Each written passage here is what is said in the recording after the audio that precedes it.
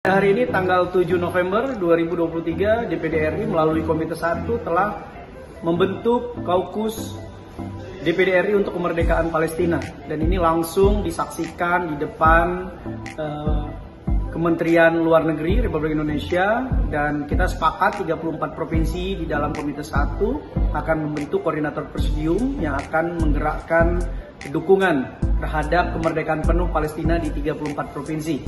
DPD RI hari ini berkomitmen untuk mendukung kemerdekaan penuh Palestina dan juga mendorong pemerintah untuk segera memberikan bantuan secara terus-menerus kepada rakyat Palestina dan juga memberikan dorongan kepada pemerintah, khususnya Kementerian Luar Negeri dan Presiden Republik Indonesia untuk terus melakukan diplomasi dalam rangka memberikan dukungan penuh kemerdekaan.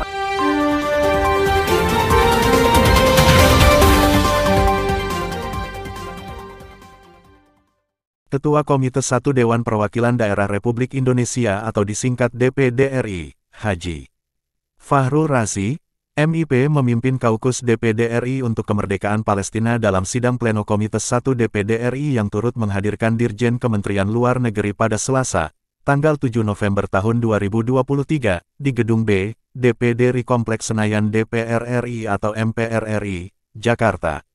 Dalam rapat kali ini, hampir seluruh anggota Komite 1 DPD RI yang hadir mengenakan syal Palestina sebagai simbol untuk mendukung perjuangan kemerdekaan rakyat Palestina yang saat ini tengah digempur oleh pasukan Israel. Ketua Komite 1 Fahrul Razi bertekad bersama senator Indonesia lainnya untuk memperjuangkan kemerdekaan penuh Palestina sebagai negara yang berdaulat dan merdeka. Kami akan terus bersuara terhadap kebenaran yang dibungkam oleh media pro-Israel dan terus bersuara terkait sejarah konflik Israel Palestina yang dimulai Israel melakukan penjajahan secara masif sejak tahun 1946 sampai 1948. Menurut Ketua Komite 1 DPD RI, DPD RI mendukung pemerintah RI untuk mengambil aksi nyata yang berdampak langsung dalam penyelesaian kemerdekaan di Palestina. Kita mendorong pemerintah RI terus berupaya memperkuat diplomasi agar Palestina diakui sebagai sebuah negara merdeka dan berdaulat, jelasnya. Selain diplomasi tambahnya, Komite 1 DPD RI mendukung pemerintah RI secara konsisten memberikan bantuan kemanusiaan terhadap rakyat Palestina. Karena itu pada hari ini Komite 1 menyatakan sikap politiknya terkait dengan Palestina Selasa 7 November 2023. Mencermati terjadinya konflik dan tragedi kemanusiaan di Palestina, Komite 1 menyatakan pertama, Komite 1 DPD RI mengecam keras terjadinya genosida dan tragedi kemanusiaan di Palestina. Yang kedua, Komite 1 DPD RI berkomitmen mendukung kemerdekaan penuh Palestina sebagai negara yang berdaulat dan satu-satunya negara di wilayah Gaza. Yang ketiga, Komite 1 DPD RI mendorong pemerintah Republik Indonesia mengoptimalkan fungsi diplomasi kepada masyarakat internasional agar Palestina dapat diakui sebagai negara penuh yang merdeka dan berdaulat. Keempat, DPD RI, Komite 1 DPD RI mendesak pemerintah Republik Indonesia untuk mengambil peran dalam penyelesaian konflik di Palestina.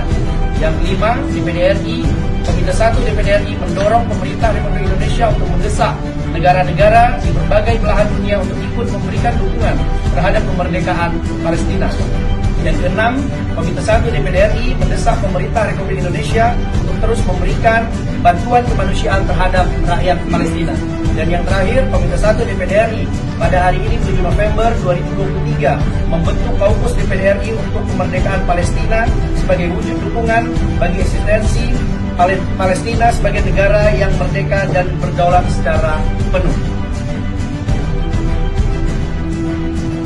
Hari ini terjadi pembalikan sejarah yang dilakukan oleh pendukung negara Israel dan diperkuat oleh media mainstream pendukung Israel menyatakan Israel adalah sebuah bangsa, ungkap Fahrul Razi dalam podcast di Gedung B Kompleks Senayan DPR RI MPR RI, Jakarta, Rabu tanggal 8 November tahun 2023. Menurutnya, sejarah hari ini harus meluruskan bahwa Israel bukan sebuah negara. Tahun 1917 awal bagi penderitaan Palestina yang dijajah oleh Inggris.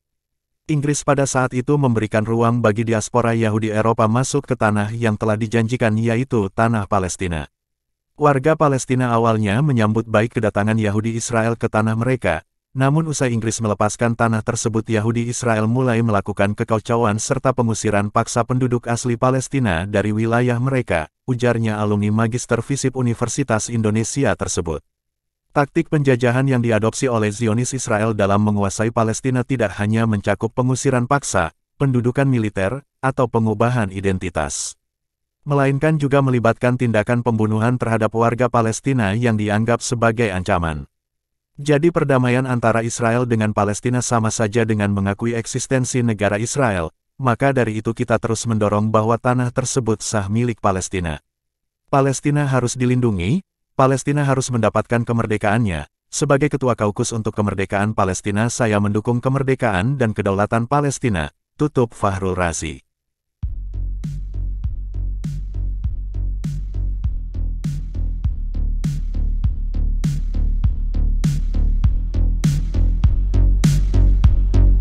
Dari Jakarta IPK.com melaporkan.